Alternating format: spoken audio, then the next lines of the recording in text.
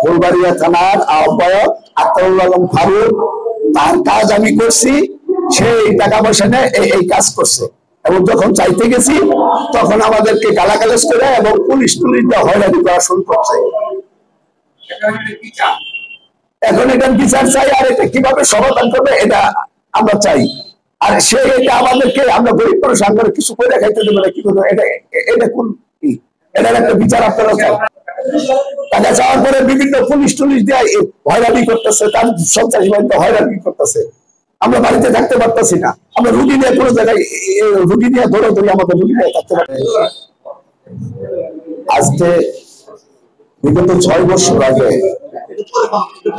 ফুলবাড়িয়া আসিফ এলাকায় আখতারুল আলম ফারুক নামে এক লোকের আমি একটা মাটির কাজ কন্ট্রাক্ট নিই। কন্ট্রাক্টটা ছিল 7 লক্ষ টাকা। ওই সময় আওয়ামী লীগের আমল ছিল, তখন কিছু কিছু টাকা ভেঙে দিয়ে বলছে আজকে দিব কালকে দিব, এই বিভিন্ন ভাবে কি করে ঘুরাইয়া ফিরাইয়া এখন আসছে। আসার পরে অনেক লোকের কাছে গেছি, অনেক জনের কাছে গেছি, কেউ এর কোনো সমাধান দিতে পারে নাই। অবশেষে গেছে পরশুদিন আমাদের কেশরগঞ্জ বাজারে একটা ওই ইফতার পার্টি হয়, সেই ইফতার পার্টিতে আমি ওদের যে নেতা ফেতা ছিল তাদের সাথে বলছি, তারা আমাদের কোনো পাত্তা দেয় নাই। অবশেষে আমি আর আমার ছেলে দুইজনে যে তাকে আমরা বলছি যে স্যার গাড়িটা দাঁড়ান, আমার 2টা কথা আছে।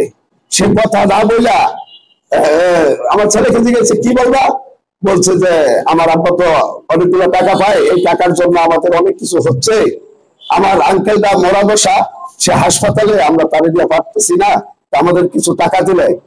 তখন আমাদেরকে একটা গালি দিছে, এই শুয়োরের বাচ্চা, এই কথা বলে একটা গালি দিছে। এখন এটাই কি আমাদের টাকা পাওয়ার বিচার?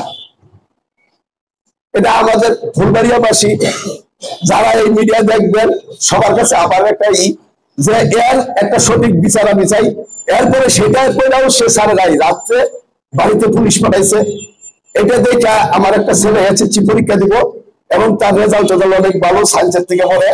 সে এই তার কাকার অসুস্থ দেখে, আঙ্কেলের অসুস্থ দেখে সে স্কুল কালকে পুলিশ পাঠাইছে।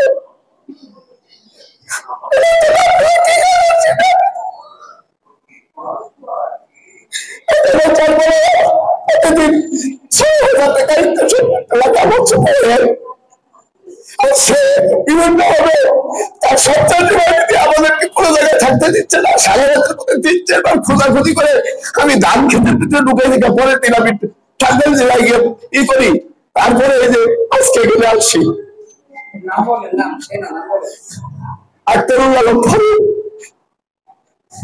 আসিফ, আমি এই যে পানি কাটছি, তার প্রমাণ সহ আমার কাছে আছে। সে আমাদেরকে এমন কিছু করছে, পিড়া মাটির সব কষ্ট করে দিচ্ছে এই টাকার জন্য। আর সেদিন বলার পরে তারপরে সে আমাকে গালি দেবে, টাকা চাইলে কি গালি হবে? সে নেতা ভালো কথা, সে রাজনীতি করবে, সে ভালো কথা। আমরা সাধারণ মানুষ, আমরা গরিব মানুষ, আমরা কাজ করে খাই। আমাদের টাকা চাইতে গেলে মারতে আসবে, এটা করবে। আবার যাই হোক, সে পুলিশ দিয়া আমার ছেলেটা এক জায়গায় কাজ করে, সেখান থেকে গিয়ে হুমকি চুমকি দিয়ে সেখানে পুলিশ পাঠাইছে, আমাকে বাড়িতে থাকতে দিচ্ছে না। আমার ছোট ভাইটা মৃত্যুর সাথে বার্তা করতেছে আজকে 2.5 বছর ধরে। সে হাসপাতালে এবং আমাদের থানা ইউনিয়নের সবাই জানে এত বড় একটা অসুস্থ, আমাদের দোকানপাট বিক্রি করে সেই বাইরের পিছনে চিকিৎসা দিয়ে আছি। এখন আপনাদের কাছে আমার একটাই দাবি যে আমাদের এই টাকার কি করবে, আর আমাদেরকে যে হয়রানি করতেছে, এই হয়রানি কি আমরা এই হয়রানির শিকারই থাকবো? তাই এর কোনো বিচার আছে? আমি সারা দেশবাসী, ফুলবাড়িয়াবাসী সবার কাছে আমার একটাই দাবি, আখতারুল আলম ফারুক সে রাজনীতি করে, সে বলে বিএনপির রাজনীতি করে, সে বিএনপির রাজনীতি করে, সে কিরকম রাজনীতি করে তার কাজ করতে দেয়। আসিফ বাজারে আছি, ফুলবাড়িয়া থানা, ফুলবাড়িয়া থানা, ময়মনসিংহ 6 ফুলবাড়িয়া থানা। তার বাড়ির মাটি বরাদ্দ করছি। এগ্রিমেন্ট, এই যে আমরা যে মাটির কাজ করে সারা বাংলাদেশে সব জায়গায় দিবেন, এগুলোর কোনো এগ্রিমেন্ট হয় না, ডকুমেন্ট হয় না, কাজ করে টাকা দিয়ে দেয়। এগুলো মুখে কি হয়? ফুলবাড়িয়া থানায় অভিযোগ, সব নেতাকে তারা বিভিন্ন এই অমুক দিন দিচ্ছি, তমুক দিন দিচ্ছি, এরকম বলছে। আমি তো টাকা চাইতে গেছি, আমি তো তার সাথে করতে যাইনি। আমাদেরকে তো এইভাবে একটু ঘুরাচ্ছে, আমি এই সমস্যায় আছি, ওই সমস্যায় আছে, আওয়ামী লীগ সমস্যা ক্ষমতায় আছে, বিভিন্ন কথা বলে আমাদেরকে ঘুরাচ্ছে। অভিযোগ, আমি অভিযোগ দিচ্ছি, অভিযোগ তো কেউ দিচ্ছে না।